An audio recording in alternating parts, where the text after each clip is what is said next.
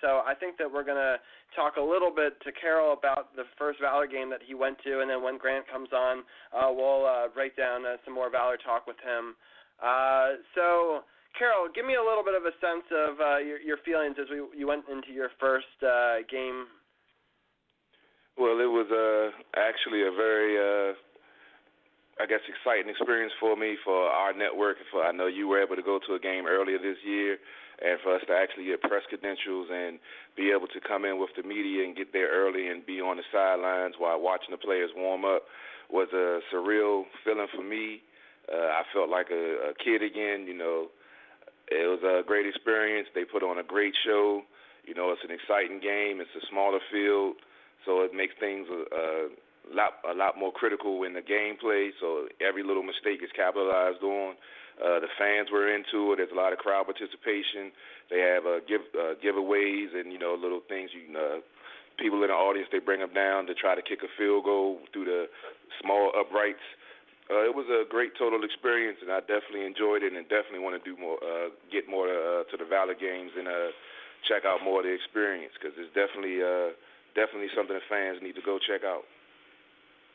Yeah, that's awesome. So it's Carroll talking about his first Valor game. We're going to break more into how that game went in a little bit, but we have our first caller of the night, someone I'm really excited to bring in. Grant hosts the Grant and Danny Show, weekdays 10 to 2 on 106.7 The Fan. He also covers the Washington Valor play-by-play for Monumental Sports Network, and he also does the Capitals pre- and post-game show for CSN Mid-Atlantic, including one of my all-time favorite post-game segments ever with Wes Johnson. He also covers the Redskins for Fox 5 DC, and he also talks about the Nationals for MLB Radio Network. I've been a fan of his for a long time, and we both have, and we're excited to have you on tonight. How are you doing today, Grant? Doing well. Thanks, fellas. How's everything going? Pretty good. It's an honor and a privilege to have you on tonight, man. I appreciate all the hard work you put in. It's good to see you talking DC sports on all these other venues, and we aspire to be where you are one day. I appreciate that. That's kind of you to say, and I like your guys' work ethic and you guys chasing your goals the same way I have been. So I always like coming on talking to people who've got passion and who want to do this, and I'm happy to be here. That's great to hear. That is really awesome. So I guess we're going to start with talking about the Valor, but then we're going to talk about a couple other different sports topics. So I guess I'm going to start with a more general question, but what are some of your thoughts of the Valor season so far this year? Well, I've been impressed, even though their record is not good, and as an expansion team, really up until this weekend, despite their record, they've pretty much competitive every single week, and that is despite, as I mentioned, number one, the hurdle and the obstacle that you're in your first season of existence, but also they've had terrible injury problems. And people that don't follow them that closely probably don't have a good understanding, but at times they've been on their fourth center. They're on their third quarterback. Their wide receiver position has been decimated, which there's a lot of teams. I'd say the majority of the teams of a five-club AFL that are still trotting out the same receivers from every single game that they have all year long. And the Valor, their number one receiver, Mike Washington, got hurt. The leading all-time receiver in the AFL, T.T. Tolliver, went down. They debuted a new rookie this past week. They've had leading receivers that weren't even targeted early in the season. Greg Carr kind of came out of obscurity. Julius Gregory's been up and down at different times. Roger Jackson was not on the roster initially. So it's been fascinating to me that even though week to week, they're tapping into new players, new faces, they're being decimated by injuries. Look at Sean Brackett, their quarterback now.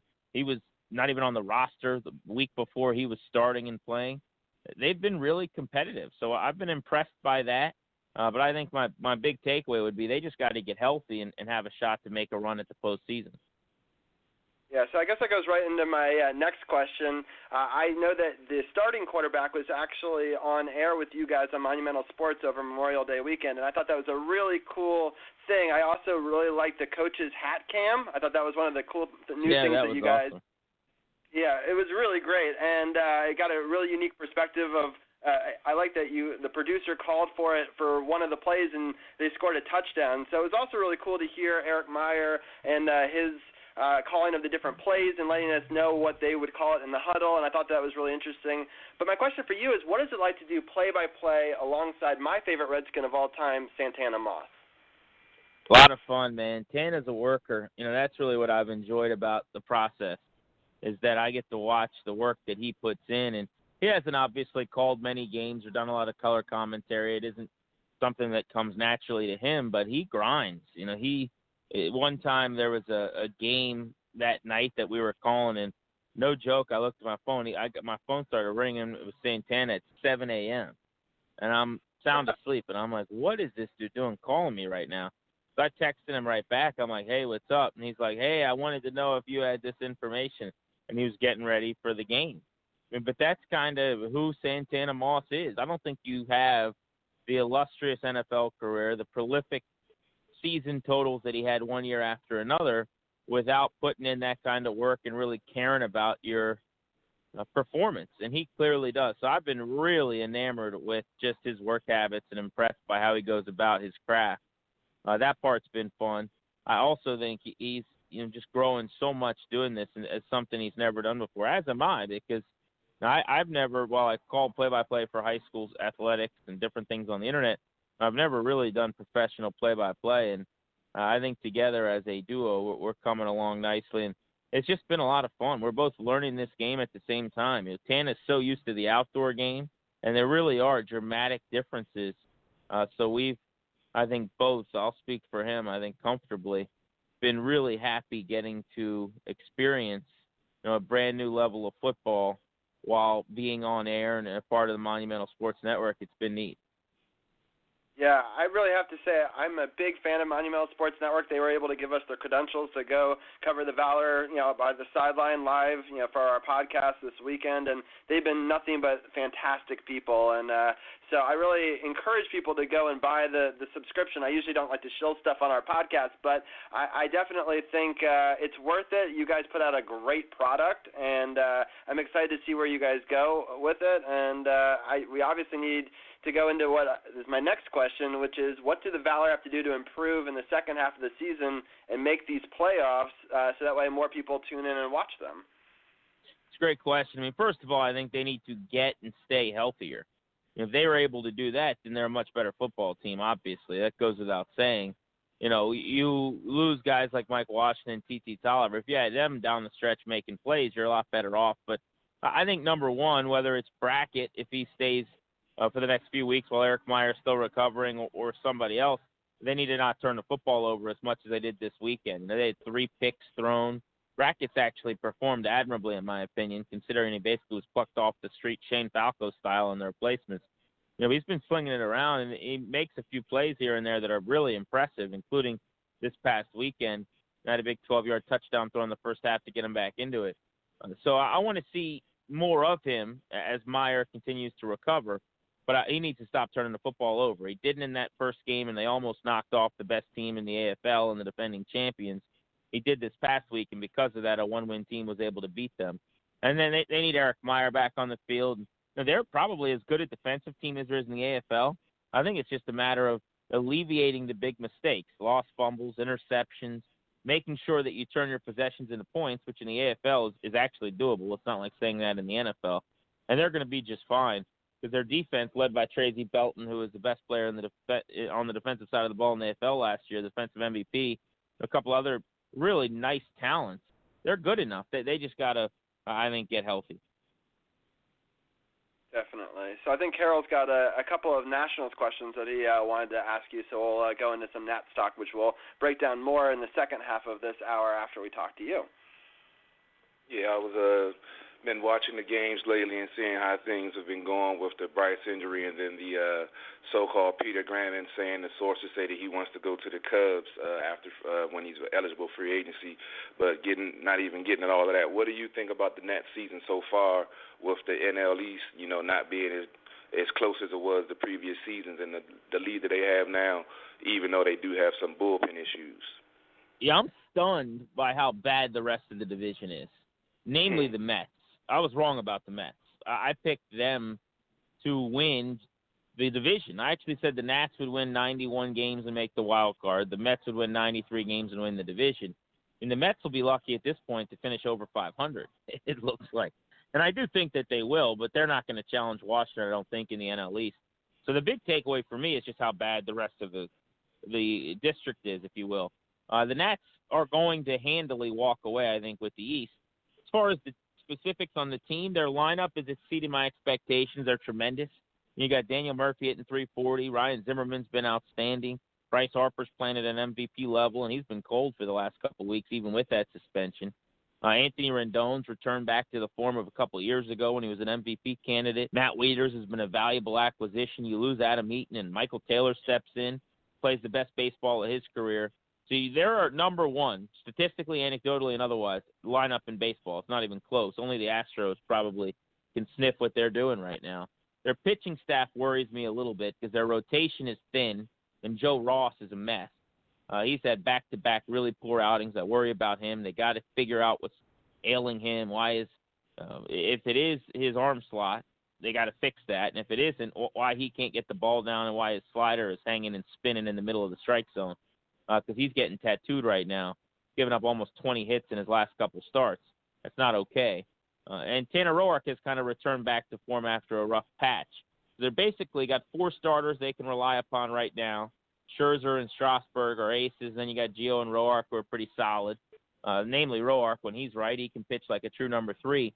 And their bullpen's in shambles and has been better lately, but coming off of an outing where it gave up 6 runs to almost blow a 7-run lead in the ninth inning, and I think they're going to have to trade for at least one, maybe 2 arms in that bullpen that can throw in the 8th and ninth innings.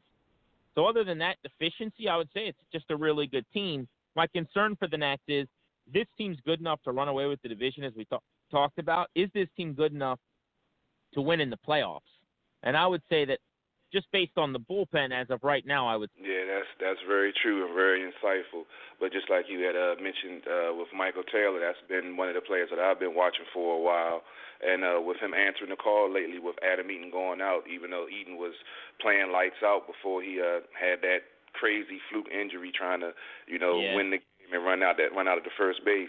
But do you think that Michael Taylor has earned Dusty's confidence with him being able to play like he has defensively, offensively, and also with Brian Goodwin coming up in those games that Bryce Harper was suspended for? He played pretty well with. I know this has been his second or third stint with trying to show what he can do.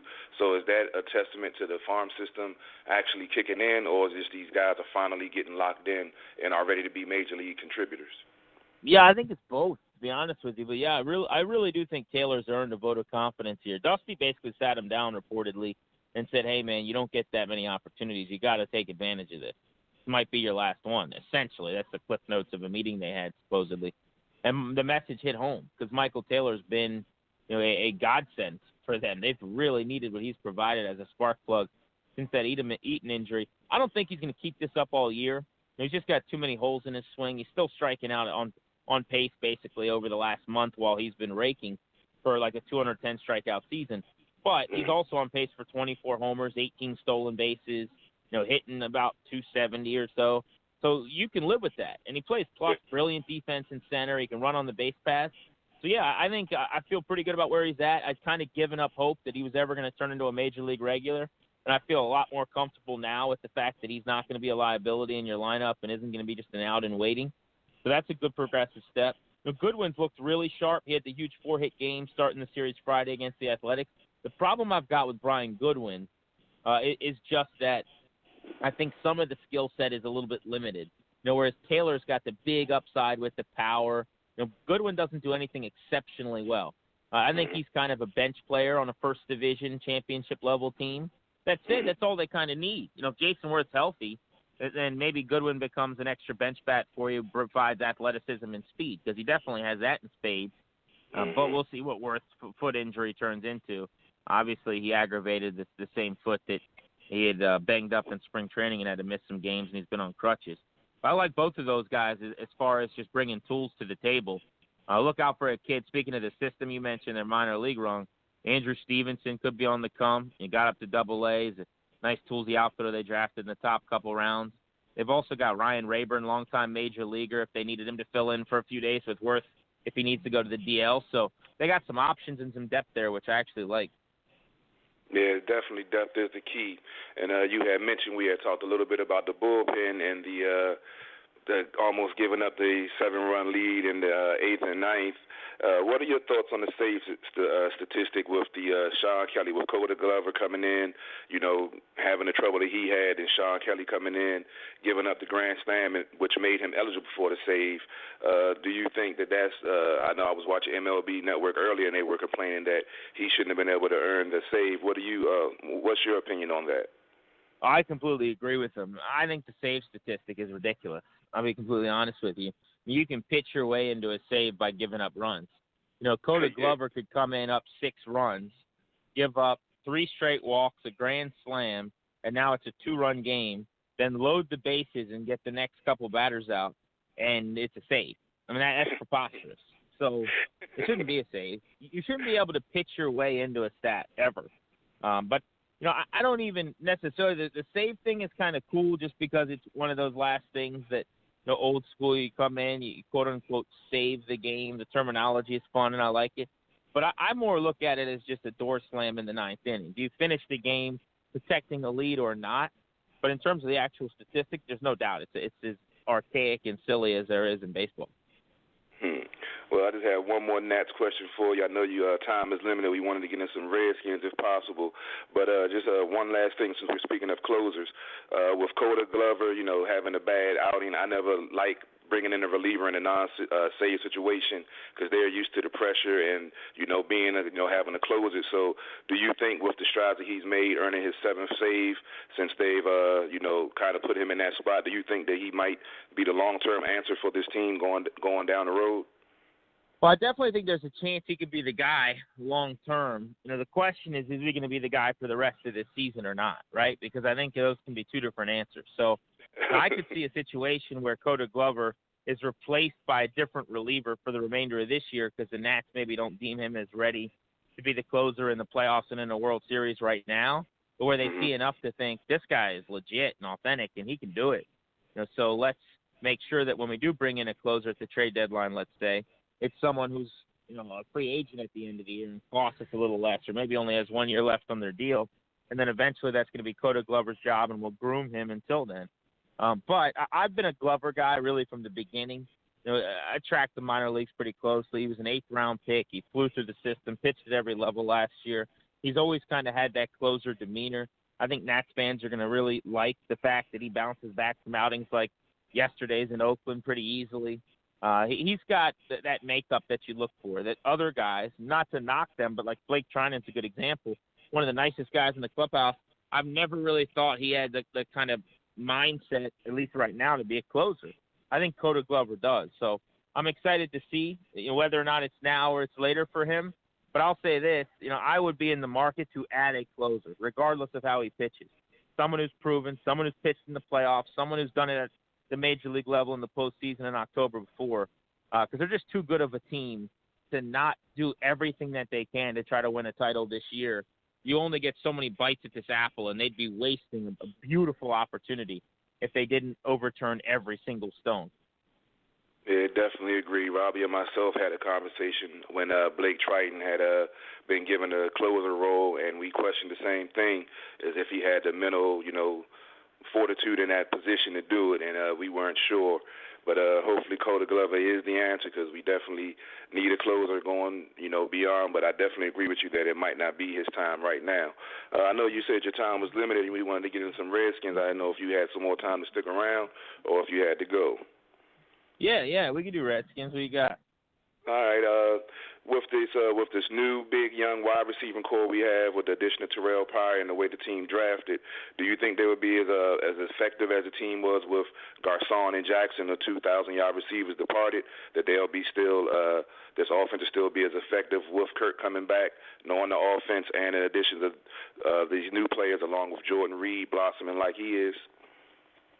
So the receiver core is different, and I don't think it's better, but I don't think it's taken a big step backwards like some do. So, yes, here's what you're going to miss. You don't have Deshaun Jackson 2.0. I mean, that guy who can strike up the band on any given play, who can jumpstart your offense with, like, jumper cables and kind of get you going when you're sputtering in the second quarter and you can't move the ball and you're down 11, and now all of a sudden he's behind everyone. Kirk throws it up top. It's a 5-point game, and you're back right in it. You don't have that anymore. So you got to make sure that you're not falling way behind. And there's a lot of things that you can't do that you used to be able to, that you won't be able to take advantage of. Without Pierre, you lose your toughest physical underneath option. 3rd and 5, 6-yard route. Ball was going to 88. He's going to catch it with someone draped on his back. You kind of knew that. He did. Season on the line against the Eagles in week 16, I think it was, in December last year, when you needed to move the chains on a 4th down to go get points, and ultimately the Redskins did because Garcon made a hell of a catch. You miss those things. Terrell Pryor is going to be a solid go-to option, though, coming off 70 catches, 1,000 yards, bad offense, bad quarterback situation. There's more potential than is tapped into there right now. I'm a big believer in Josh Doxson. He's got to be healthy to make good on what I'm about to say, but I think this guy has the potential to become one of the 15 or so best wide receivers in the league. I was very high on him coming out of Texas Christian. Collegiately, he was the best player in the country. You look at some of the mocks from guys like Todd McShay, who had him going in the top 10. I think this is an elite talent for the Redskins. And I really, if he's healthy, believe he's going to be one of the big revelations in the National Football League this season because I think people are sleeping on him a little bit. Jamison Crowder is underrated. He's certified stud, good player, catches 90 balls this season and maybe goes for 1,000 yards for the first time. Look out for him in the slot. Jordan Reed, second best tight end in football other than Gronk, and there's things he can do that Gronk can't. He's a unique skill set. There's really not another guy on the planet playing in the NFL right now with his game. So I like what they've got. Cousins is your trigger man. He's going to have to spread the ball around and find the open guy. But they've got a group that I still say in terms of just pure pass catchers is one of the 11 or 12 best in football probably, even though there's some unproven commodities there when you talk about the likes of Josh Doxson and Jamison Crowder being more relied upon than he has at any point. So I have to follow up. I loved your coverage earlier today. I was listening on 106.7 The Fan, as I always try to do during my lunchtime, and I loved your talk about where we were with the wide receiver position rankings and how there was a person on the internet who thought we were 26th, I think it was, and how I think I agree with you that we should be top 10 if we're healthy, but I thought that breakdown was pretty interesting, and I believe you had him on your show as well. Yeah, Doug Farrar of Bleacher Report had the Redskins listed. So he basically took 1 through 32, every team in the league, based on their pass-catching situation, and he ranked the Redskins 26th. I just thought it was egregiously low. He does good work. I get along with him. He's a good dude. I don't know why they were that low, though, so we kind of had him on to discuss it. His thought process was Doxson's a complete unknown, but yet when you're giving credit to other guys who were just drafted this season, so I guess he's taking the opinion that, maybe he's going to be hurt or maybe these Achilles problems are chronic or maybe he's never going to be good. Well, look, if Doxson isn't a standout this year, then the Redskins are a lot worse off. There's no doubt about that. If you take him out of the equation and it's Terrell Pryor and Jamison Crowder and Brian Quick, that doesn't sound nearly as good. Now all of a sudden I'm feeling okay about him ranking them 26th. But I believe in Josh Doxson. I think he's a good player. I think he's healthy, and I'm hoping that he's going to stay that way. Sounds good. I'm going to let Carol ask one quick last question if you've got time for it, and then we'll let you get off the air. We really appreciate all this great insight you've been giving us. Yeah, no problem. Yeah, I guess I'll go to the running back situation with Matt Jones coming out saying he wants to be, released or traded, and with them drafting, I can't pronounce the running back's name. I'm still working on it. Samarjay Perine, I believe it is, and the emergence of Rob Kelly. Do you think that Jay will stick more with the run, seeing how the things went last season with Rob Kelly coming out and now, coming on, and now with this rookie that looks very impressive in the OTAs? Do you think that he will stick more with the run, and along with the big wide receivers in the red zone, do you think that now that he has, those big targets, will that deter him from running more in the red zone, or being that he has these big workhorses now, that he would depend on the run more in the red zone to try to keep his offense more open so folks don't just key on the pass? Yeah, I think it's going to depend on Samaje Perine and how he plays. Look, if Perine is legit and plays at a level that exceeds what Rob Kelly can give you, they're going to run it a little bit more. Because part of why they didn't run it a lot last year is they just didn't trust their personnel that much. Here's the unknown, though. Sean McVay's gone in L.A., head coach of the Rams. Jay takes over play calling. I have a pretty good conceptual understanding of Sean McVay's offense. I was around him on the beat and covered a lot of how he thought about football. He basically likes to just feed the ball to his strength, right? Whoever those players are that are best on his offense, he's going to run his offense through them. Think basketball. So that means when Deshaun Jackson, Pierre Garçon are on the outside, Jordan Reed's on the inside with Jamison Crowder, you got a $20 million quarterback in Kirk Cousins, you got a running back who can catch the rock, Chris Thompson. He's going to spread it around. Oh, by the way, I got an undrafted free agent who never ran for 100 yards in college who's become my best running back because Matt Jones isn't any good. So what are you going to do? You're going to throw the football a lot more. You're going to run it. If Perine can play, then I think Jay Gruden is probably going to make a focal point of his plan week in and week out to involve that guy. But they have not really at any point here had a ball carrier that they felt like needed carries. They kind of did it to do it. Alfred Morris was at the tail end of his career. You saw last year was somewhat ineffective in Dallas as well. You talked about Matt Jones, who may or may not be in the organization by the next time you guys and I are speaking. And Rob Kelly is a good story, but I think he's just okay. I mean, he's the best that they got, but I don't think he's going to Pro Bowls anytime soon. There's not a whole lot of reason to run the ball a lot. So that's a long-winded way of saying, yeah, I think they're going to run it a little bit more. I don't think it's ever going to be their calling card. I don't think they're going to be a run-first team. I don't think they're going to be a team that tries to just impose their will and go pound it 30 times like Mike Shanahan did. That is not who Jay Gruden is or was as a play caller in Cincy. It's not why he got the job here. So they're going to be throw first. They're going to throw on first down a whole lot. But, yeah, I do think, particularly in the red area, if Perine can play at the level they think he can, that they will involve him more than they did Kelly and the other guys last year. Okay. Well, I know your time is limited. You have to go, but I would love to debate you on that topic about the running game because I have some insights of my own that I lean the other way. But I know your time is limited, and we appreciate all the great insight that you've given us. But like you said, the next time we talk, we definitely will hopefully get into some discussion about that topic. Sounds good. I look forward to it, and I appreciate you guys having me on. All right, we definitely We've been getting a ton of stuff on Facebook saying how great that you are and how much people love listening to you every weekday. So we really appreciate your time and for joining us, and I look forward to having the conversations down the road with you. Thanks so much, guys. I appreciate it, and keep up the good work. Hey, thanks, man. Appreciate it. You have a good night. Appreciate it. Thank you. So we really appreciate Grant for taking all that time and going a little extra with us. It was really a fantastic segment. It's one of my favorite ones. We're going to finish this Facebook Live right now, and feel free to share that with your friends. We just made that whole entire segment a Facebook Live one, and it was a great one. And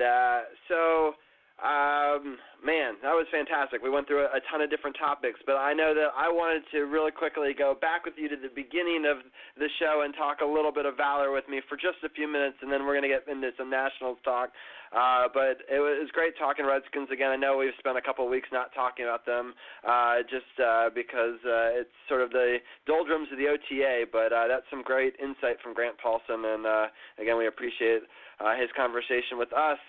So, Carol, walk me through. I know we started to talk about it, but if people are just tuning in live, you went to your first arena football game. You go down. We go through the press credentials. We get to see down into the inner workings of the Verizon Center. What was it like? What was going through your head as we went through warm-ups?